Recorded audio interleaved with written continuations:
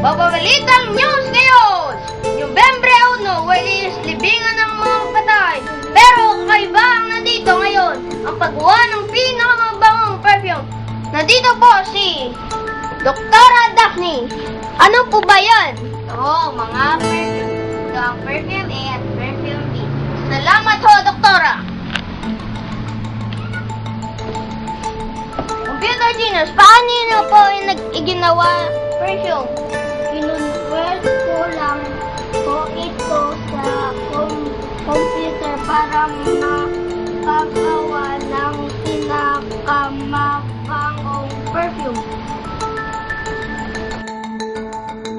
Nagbalik na ho ang mali ng news ngayong Nobyembre 1. Sabi ko nga ho, ang paggawa ng perfume ang inaabangan ngayon, pero ito ay umiiba na ang paggawa ng lotion.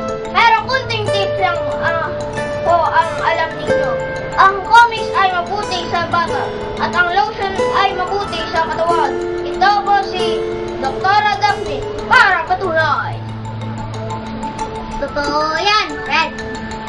Ang pag-apply ng lotion, perfume at sunblock sa ating katawan ay mabuti.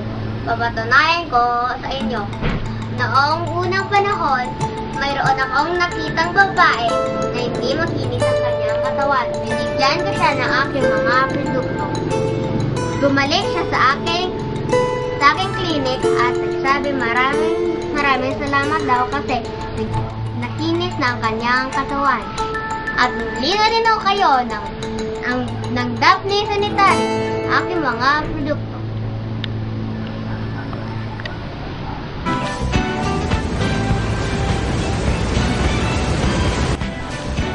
Nawalik na ho ang malitang news ngayon ngayong Nobyembre 2.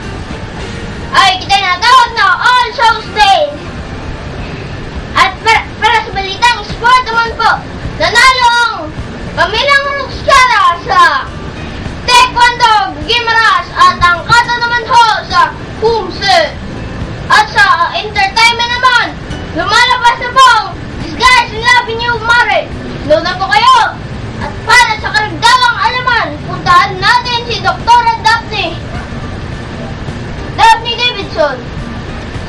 David Davidson, nabalitaan ko na 1 milyong tao na daw ang nasa sementeryo. Totoo ba yan? Aba, oo nga, Fred. Kabibili ko lang ng foot scrub sa parlor malapit sa sementeryo ay halos hindi na ako makapasok. Traffic kaya doon. Daphne, ano ba ang hinawakan mo? Ito ba ay fruit scrub na pinagawa ko kay Doktora Shai. Pwede rin kayo mga bili. Tawag lang sa 335-4916-0098. Uulitin ko po, 335-4916-0098. O pwede rin kayo mag-email sa foodspa_335@hotmail.com. Pwede mo yun sa lalaki? Oo naman, Fred. Ayan na po, salamat sa makikinig.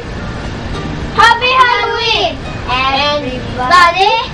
Bye!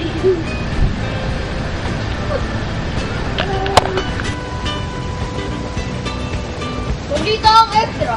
Bata, nasasang 5 puto. Tatay, 2 kalbo. Lutay, naglag lahat ng buhok. Aso, sagasaan ng tren. 18 garapata, patay. Tanggol, nakita sa labas ng bahay. Anak pa sa labas, bakla, inahasa, tuwang-tuwa. Ano ba ang ulat mo dyan?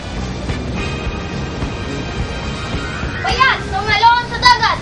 Tsunami ang kinalabasan. Tren, nasigasaan ng pusa. Tren, nawasak. Military, natakot sa putok, naging begging. Hanggang dyan